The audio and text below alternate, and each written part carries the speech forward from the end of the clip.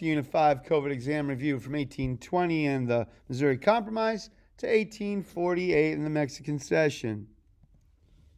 Let's start with Andrew Jackson versus the monster, the Bank of the U.S. How did Jackson, quote unquote, protect the liberties of the people from the wealthy in 1832? And he does so by vetoing the bank. Did the bank help the wealthy? Yes, we saw that with Hamilton. Did it hurt the poor? Now that's questionable. It might have helped the poor too, just not as much as the wealthy. Was it good, bad? Well, Jackson said bad. The bank had too much power. Benefited the rich more than the common man, no doubt about it, and it benefited the North over the South and West, causing sectionalism and the Civil War.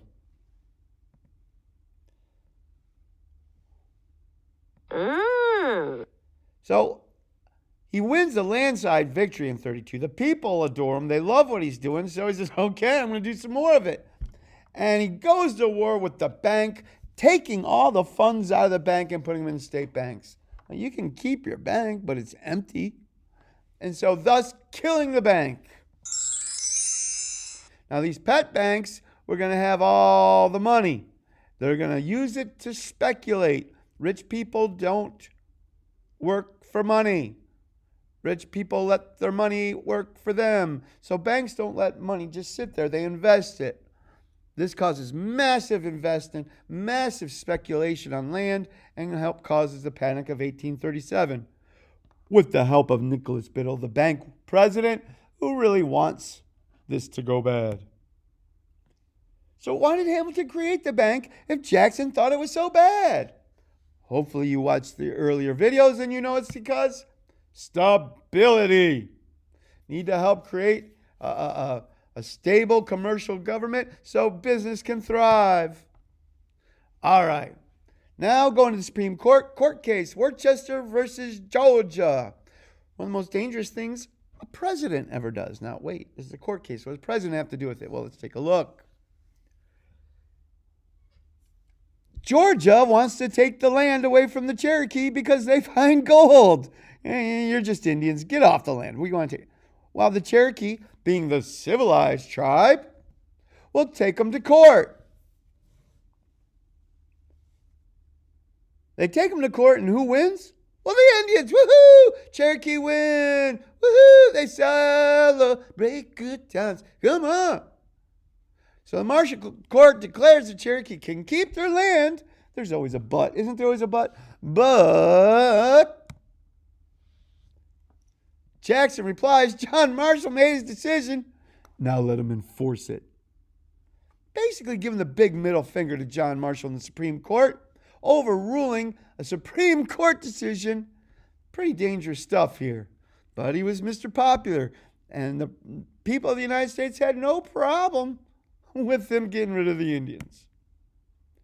And so the Indian Removal Act of 1830 would be enforced, and you will get the Trail of Tears. There you can see the really bad ones were overland. The sea trips weren't too bad, but the overland ones, these ones in red, just vicious, devastating to the Cherokee. All right, now let's go to this industrial era, the first industrial revolution. Samuel Slater brings over the factory plans, and we have up in Massachusetts some of the first textile factories. And here we come up with the Lowell factory system. It's not like the old days where you started from scratch and you built it. You built a whole chair from beginning to end. It was your chair. You could put your name on it. Now, you might put on 3 screws. And that's what you do all day long. Zip, zip, zip, next chair. Zip, zip, zip, next chair. Zip, zip, zip, next chair. Well, goodness, this has an advantage. You don't have to have any skills. So farm workers or immigrants from Europe who have no skills whatsoever can find a job in the factory. Now, there's some downsides. The pace of work, it's always the same. You can't just go to the bathroom when you want to. The factory can't just shut down for you. And because you have less skilled workers, the products, the cloth coming out of these factories, much cheaper. Frankly, better than homemade. So with the specialization of tasks, you no longer build an entire lamp, just a piece of it over and over and over and over. So the advent of machines dictate the pace of work, divides the labor, reduces the skill, and is less costly. And because of this, you get cities like Lowell explode in population due to the number one reason immigrants are coming here: jobs. Why'd they come here in 1619?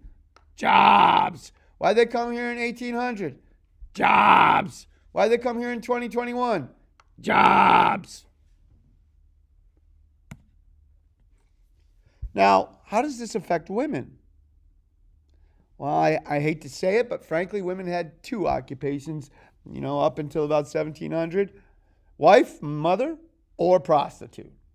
Not exactly a bright future.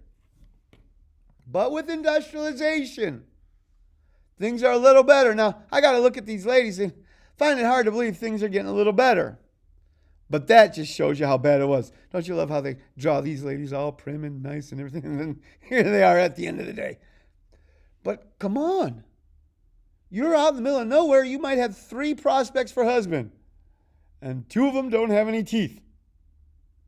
Now, as a single young girl, you can move to the big city and get a job working in the mill. 12 hours a day, 6 days a week. Hey, a half hour for lunch. But you got to live in the big city. A lot more husband prospects there. As soon as you did get married, you were fired. So, quote, here's a letter from one of the girls who worked at the Lowell Mill. Dear Father, I am well, which is one comfort. At 6:30, the bell rings for girls to get up, and at 7, they're called into the mill. At 12:30, we have dinner and are called back again at 1 and stay until 7:30. I get along very well with my work. This is a woman who's happy to be doing what she's doing. And the reason these textile mills are allowed, and the reason they're happening, is because of King Cotton. Need I say more? Take a look at the bleeding graph. Cotton is 1/2 of everything exported in America. 1/2. So here's one lamp, cotton. Here's one wagon wheel, cotton. I mean, everything is cotton. Cotton is dominating. Unfortunately, along with it will be slavery. Yet, the cotton gin wasn't the only invention. The agricultural revolution is nationwide. Makes America more productive. Larger crop yields and larger fields are now going to be available. Things are growing better, greater fertility, better farming methods. And we're going to look at the 2 inventions, the steel plow by John Deere and the mechanical reaper by Cyrus McCormick. First, John Deere invents the steel plow. This allows you to plow much more land. Your fields will be bigger, and where you can plow will be bigger. Now, if you can only plow an acre of land, that's all the money you can make. But all of a sudden, you can plow 40 acres. Hello, opportunity. The next is Cyrus McCormick. Cyrus McCormick invents the mechanical reaper. Now, I got to tell you, hard work using a scythe, one of those big old reapers, to cut the grass, cut down the hay. Now you just hook up the machine behind the horse and woohoo! So that's how you used to do it. You have to cut. Now they got this machine. It cuts and stacks it for you. It's a beautiful thing. Money, money, money, money. But my question to you is, what happens to the guys you used to have to hire to cut the crop? What are they doing now?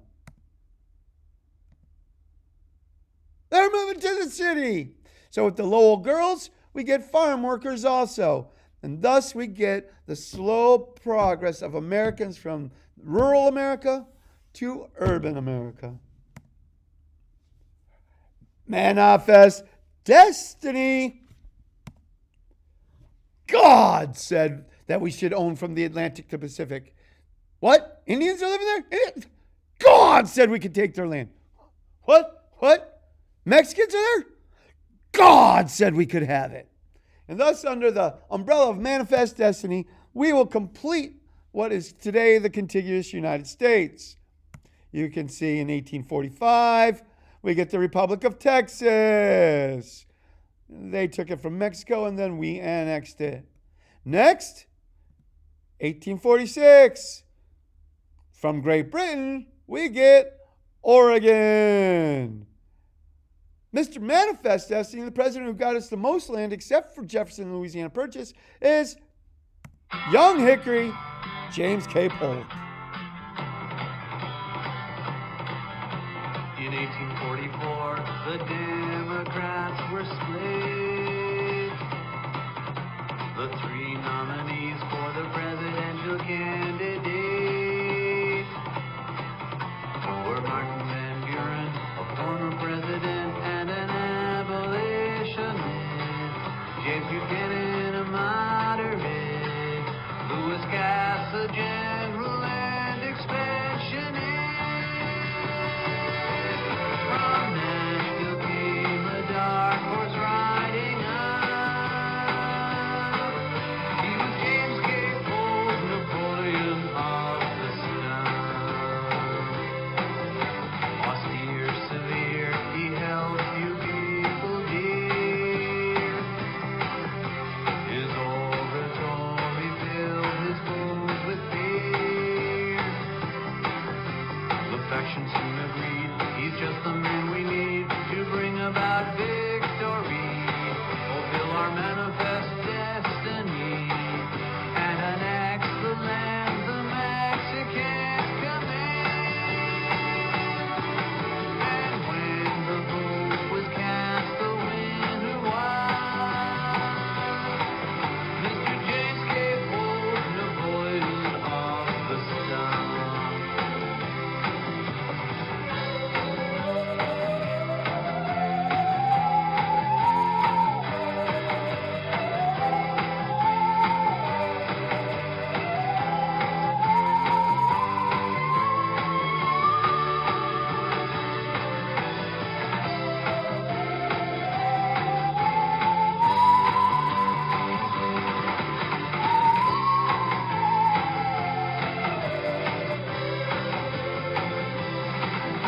In 4 short years he met his every goal. He seized the whole Southwest from Mexico, made sure the tariffs fell, and made the English sell the Oregon Territory. He built an independent treasury. Having done all this, he sought no second chance. But crashes few have mourned the passing of Mr. James K. Polk, our 11th president. Young Hickory, Napoleon of the Stone. That's the end of part 1. Join me for part 2.